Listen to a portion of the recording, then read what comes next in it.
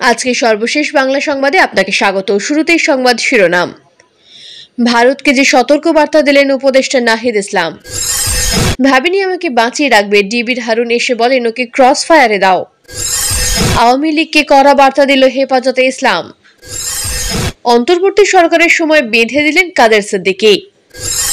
বাংলাদেশের সংখ্যালঘুদের নিরাপত্তার জন্য কমিটি গঠন করল ভারত।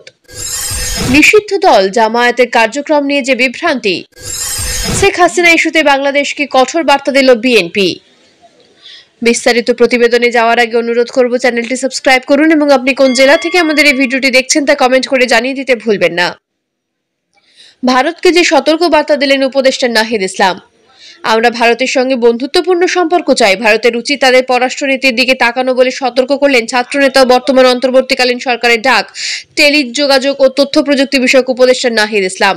তিনি বলেন শেখ হাসিনার আওয়ামী লীগের সঙ্গে ঘনিষ্ঠ সম্পর্ক রয়েছে ভারত, তারা বাংলাদেশের জনগণের সঙ্গে এই সম্পর্ক ঘনিষ্ঠ করেনি। আমরা ভারতের সঙ্গে বন্ধুত্বপূর্ণ সম্পর্ক চাই, ভারতের উচিত তাদের পররাষ্ট্রনীতির দিকে তাকানো, তা না হলে তারা পুরো দক্ষিণ এশিয়ায় সমস্যায় হয়ে দাঁড়াবে।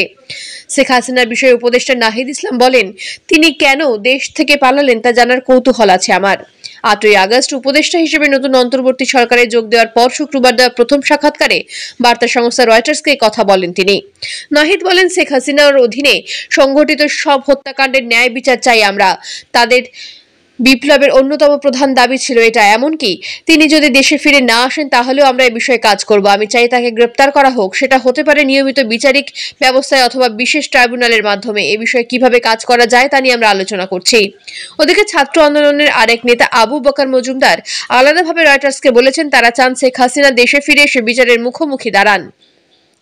উপদেষ্টা নাহিদ ইসলাম বলেছেন তত্ত্বাবধায়ক সরকারের অন্যতম প্রধান অগ্রাধিকার হলো একটি অবাধ ও সুষ্ঠু নির্বাচন করা এবং ক্ষমতাচ্যুত সরকারের সন্দেহজনক দুর্নীতির তদন্ত করা।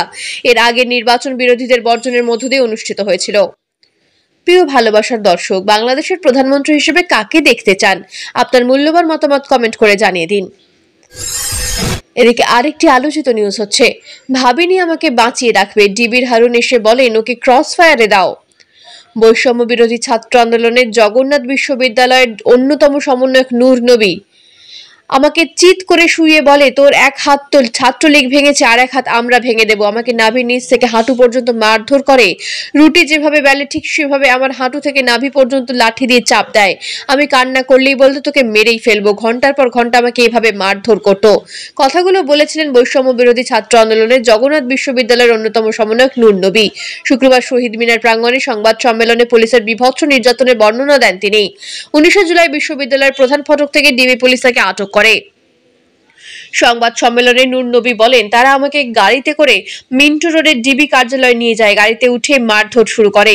বিশেষ করে অ্যাসিস্ট্যান্ট কমিশনার গোলাম মোস্তফা এবং তার সঙ্গে যারা ছিল তারা ডিবি কার্যালয়ে নিয়ে আমাকে কালো কাপড় দিয়ে বেঁধে ফেলে, শরীরের সব কাপড় খুলে দেয়।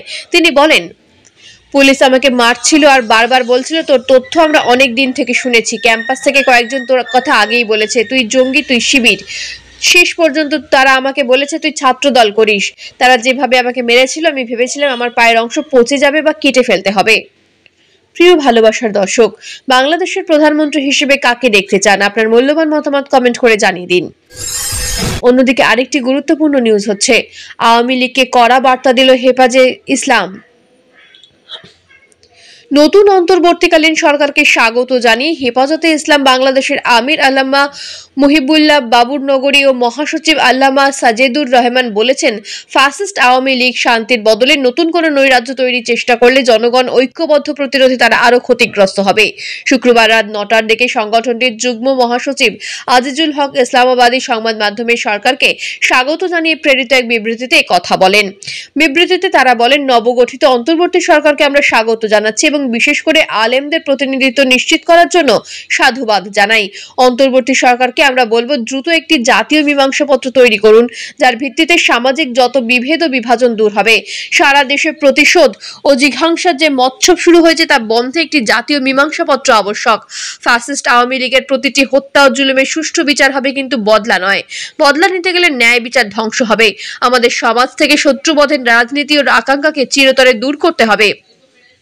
যাতে করে ভারত প্রযোজিত শাহবাগী ফ্যাসিস্টবাদের দ্বিতীয় জন্ম না হয়। আমরা লড়াই সংগ্রাম করছি ন্যায় ও শান্তি প্রতিষ্ঠার জন্য, যাতে প্রাপ্য অধিকার ভোগ করে মানুষ সুন্দরভাবে বেঁচে থাকতে পারে এবং নির্ভয় ও নিরাপদে জীবনযাপন করতে পারে।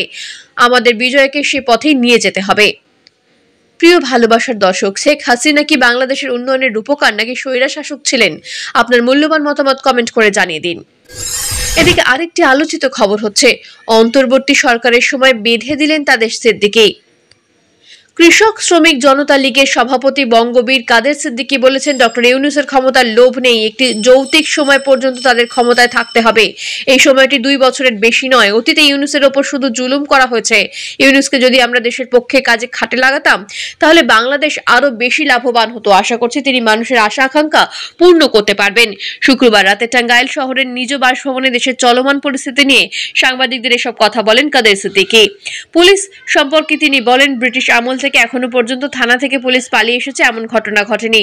আমি সব পুলিশকে আহ্বান করব, আবারও থানায় ফিরে যান এবং আপনারা আইনের নির্দেশ মেনে চলবেন। যদি আপনারা আবারও দলবাজি করেন তাহলে আপনাদের কোনো ভবিষ্যৎ নেই। শিক্ষার্থীদের আন্দোলন নিয়ে তিনি বলেন, এই রকম জীবনহানি এত অল্প সময় আমরা দেখিনি। আমার কাছে মনে হয় এটি বাংলাদেশের জয়, বাংলাদেশের মানুষের বিক্ষোভের জয়। ছাত্ররা যে আন্দোলন করেছে তা বিপথে পরিচালনা করার জন্য স্বাধীনতার বিরুদ্ধে নিয়ে যাওয়া হয়েছে। এটা বঙ্গবন্ধুর বিরুদ্ধে নেওয়া হয়েছে, এটা মুক্তিযুদ্ধের বিরুদ্ধেও নেওয়া হয়েছে। এজন্য আমি সাবধান করব, যারা আন্দোলন করে সফল হয়েছেন, সফলতার পূর্ববর্ষতেই হয়ে ন্যায় বিচার, অন্যের প্রতি ভালো আচরণ, বিনম্রতা। এদিকে আরেকটি নিউজ হচ্ছে, বাংলাদেশের সংখ্যালঘুদের নিরাপত্তার জন্য কমিটি গঠন করলো ভারত।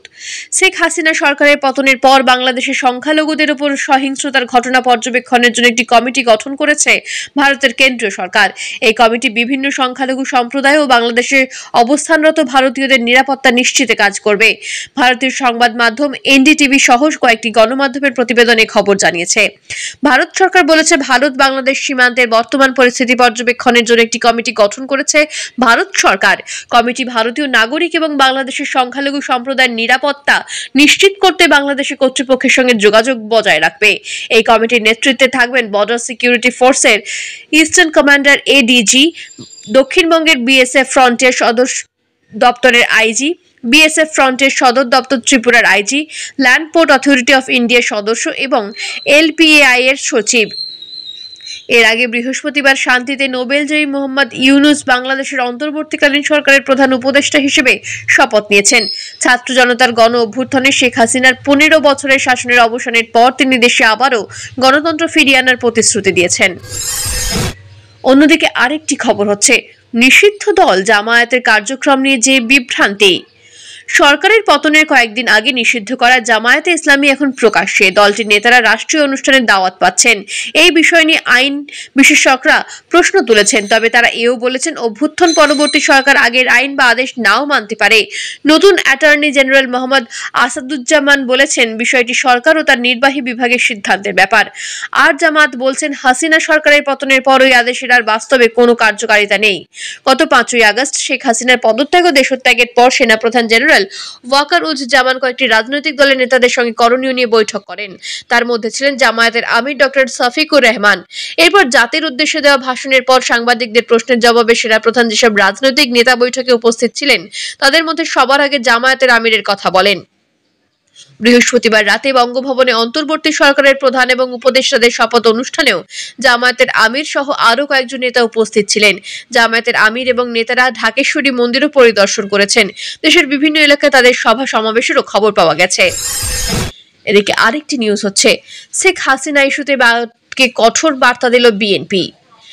নোবেলজয়ী অর্থনীতিবিদ ডক্টর মোহাম্মদ ইউনূসের নেতৃত্বে বাংলাদেশে গঠিত হয়েছে নতুন অন্তর্বর্তীকালীন সরকার। তারপরেই সাবেক প্রধানমন্ত্রী শেখ হাসিনার ইস্যুতে ভারতকে সতর্ক করল বাংলাদেশ জাতীয়তাবাদী দল। শেখ হাসিনাকে আশ্রয় দেওয়া নিয়ে ভারতের প্রতি অসন্তোষ প্রকাশ করেছে বিএনপি। খবর হিন্দুস্তান টাইমস। বিএনপির জাতীয় স্থায়ী কমিটির সদস্য গয়েশ্বর রায় শেখ হাসিনাকে আশ্রয় দেওয়া নিয়ে ভারতের পদক্ষেপের সমালোচনা করেন। তিনি বলেন, বিএনপি বিশ্বাস করে যে বাংলাদেশ ও ভারতের মধ্যে সহযোগিতামূলক সম্পর্ক থাকা উচিত। ভারত সরকারকে এই বিষয়টি বুঝতে হবে হবে এবং অনুসরণ করতে হবে। তবে আপনি যদি আমাদের শত্রুকে সাহায্য করেন তাহলে সেই পারস্পরিক সহযোগিতাকে সম্মান করা কঠিন হয়ে পড়ে।